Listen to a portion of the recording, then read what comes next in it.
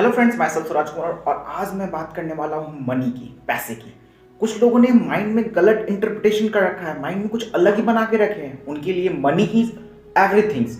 वो पैसे के लिए, पैसा उनके लिए ड्रीम्स है, पैशन है, एवरीथिंग उनके लिए मनी ही है। उन्हें ज़िंदगी में कुछ भी नहीं चाहिए, उनके लिए सिर्फ मनी इंपॉर्टेंस रखता है। स्वामी विवेकानंद हमेशा बोलते थे कि पैसे की वैल्यू उतनी ही है जितनी एक मिट्टी की होती है। और दूसरा एक मैं फेमस सर का नाम लूँगा, संदीप माहेश्वरी।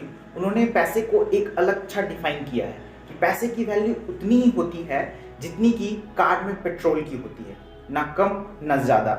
जितना हमें जीवन चलने के लिए पेट्रोल चाहिए उतना ही बेटर है, लेकिन आप उससे ज़्यादा पेट्रोल कंज्यूम करते हो, पेट्रोल रखते जाते हो अपने पास, बैठने का जगह नहीं है गाड़ी में, आप पेट्रोल रखे जा रहे हो, तो एक छोटी सी चिंगारी आपकी ज़िंदगी को बर्बाद कर सकती है, आग लगा सकती है। तो नॉलेज भी पैसे से कंपैरिजन करने लगे हैं। उनके लिए नॉलेज कम, पैसे इंपॉर्टेंस ज़्यादा रखते हैं।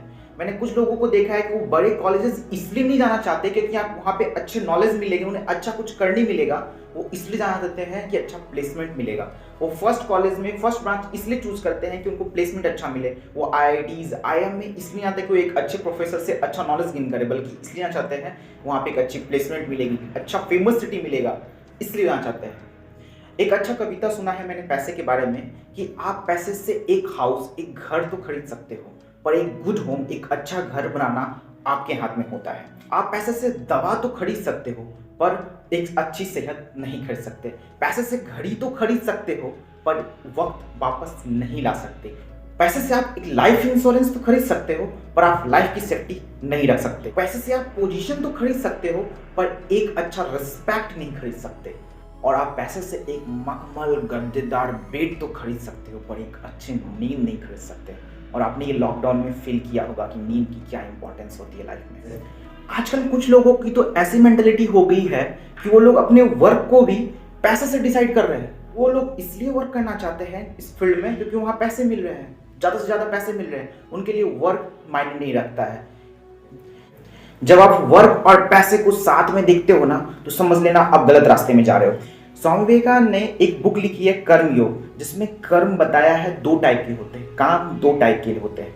पहला काम जिसमें आप दास बनकर काम करते हो, जिसमें आपके लिए टाइम इंटरवल्स रहता है कि 8 घंटे की ड्यूटी कब खत्म हो और आप चले जाओ। एक उसमें ये होता है, उसमें हर वक्त अपने बॉस की गाली और चीज़ों को देखते हो। और दूसरा होता है गीता और कर्म योग, जिसमें लिखा हुआ है कर्म, जिसमें माइंड, बॉडी और आत्मा तीनों साथ मिलकर के काम करती है, जिसमें कोई इंटरवल्स टाइम नहीं रहता, उसमें वक्त का बोध नहीं रहता है, जिससे आजकल लोग पैशन का नाम देते हैं। चलिए मैं आपको एक स्टोरी सुनाता हूँ स्वामी विवेकानंद की। एक बार की बात है, जब स्वामी विवेकानंद के पिता की मृत्यु हो चुकी थी, तो घर का सारा भार स्वामी विवेकानंद को देखना था। घर में आर्थिक तंगी आ गई थी और घर में खाने को कुछ नहीं था। जब आर्थिक तंगी होने के कारण घर का माहौल अच्छा नहीं था।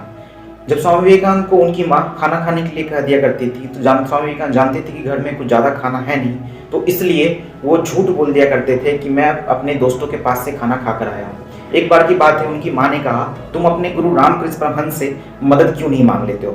तो उन्होंने बोला, ठीक है, मैं रामकृष्ण परमहंस अपने गुरु के पास जाता हूँ और उनसे मदद मांगता हूँ। वो रामकृष्ण परमहंस के पास गए और उन्होंने बोला कि मेरे घर में खाने के लिए कुछ भी नहीं है, कृपया मेरी मदद करो।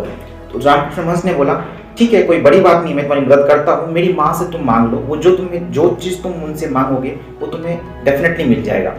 रूम में काली माँ बैठी हुई है, तुम वहाँ जाओ और जो मांगना चाहो मांग सकते हो। स्वामी विवेकानंद उस रूम में गए और उन्होंने कुछ मांगा और वापस आए। तो उन्होंने रामकृष्ण परमहंस ने पूछा, तुमने क्या मांगा? उन्होंने बोला, मैंने साहस और बुद्धि मांगा। रामकृष्ण परमहंस ने बोला, तुम ये खिलाओगे अपने माँ बाप को? तुम अपने घर में ये खिलाओगे? तुम्हें धन चाहिए, पैसे चाहिए या कुछ अनाज चाहिए, जाओ वो मांग के आओ। स्वामी विवेकानंद फिर से गए उस रूम में और फिर कुछ मांग के आया।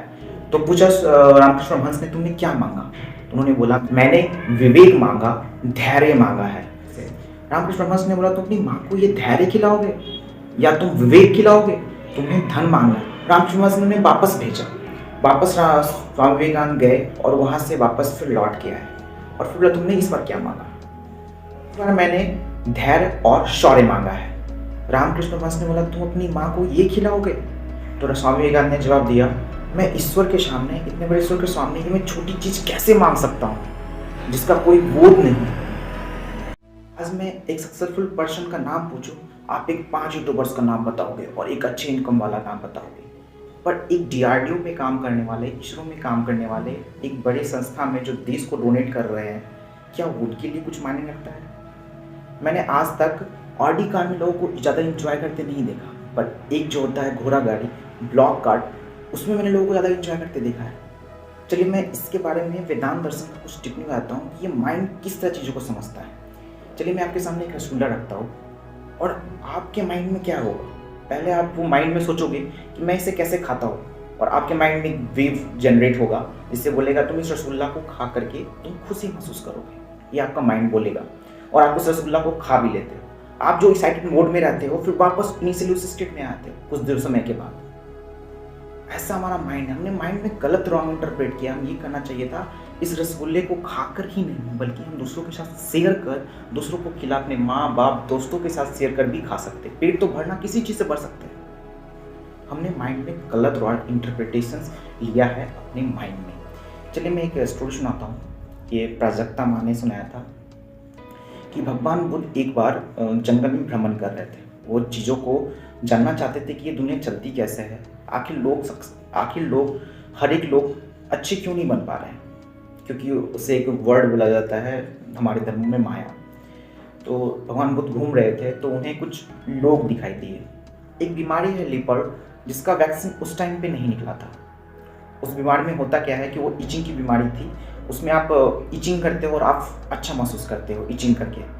तो ऐसी बात थी जैसे आज कोरोना वायरस की वैक्सीन नहीं बनी है, उस टाइम पे उस बीमारी के वैक्सीन नहीं बने थे। उन लोगों को जंगल में डाल दिया जाता था और वहाँ पे फूड जितनी चीज़ें प्रोवाइड है उन्हें दिया जाता था, और वो छुआछूत की बीमारी थी, उनसे लोगों को लग सकती थी, इसलिए उन्हें जंगल में रखा जाता था। फिर वो जंगल में रहते थे, खाना बनाते थे। वहाँ पे भगवान बुद्ध ने क्या देखा कि लोग इतने इचिंग कर रहे हैं, इचिंग, वो अपने हाथों को इतना खुजा रहे हैं कि उनसे खून निकल रही है और वो जॉय फील कर रहे हैं, अच्छा फील कर रहे हैं।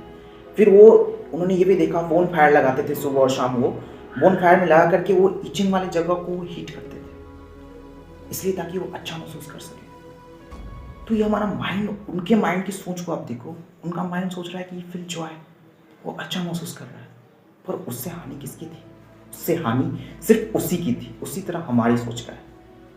हमने पैसे को समाज में इतना इंपॉर्टेंस दे दिया है, इतना चीज़ें दे दिया है कि वो हर कुछ पैसे को ही समझ लिया है। आपके ड्रीम से ज़्यादा, आपके वर्क पैशन से ज़्यादा कुछ भी नहीं है। गीता के हिसाब से एक कर्म ऐसा होता है जिसमें माइंड, बॉडी और आत्मा, जब ये तीनों साथ में काम करते हैं ना, तो उससे बड़ा सुख दुनिया में कुछ भी नहीं हो सकता। थैंक यू, आज के लिए इतना ही।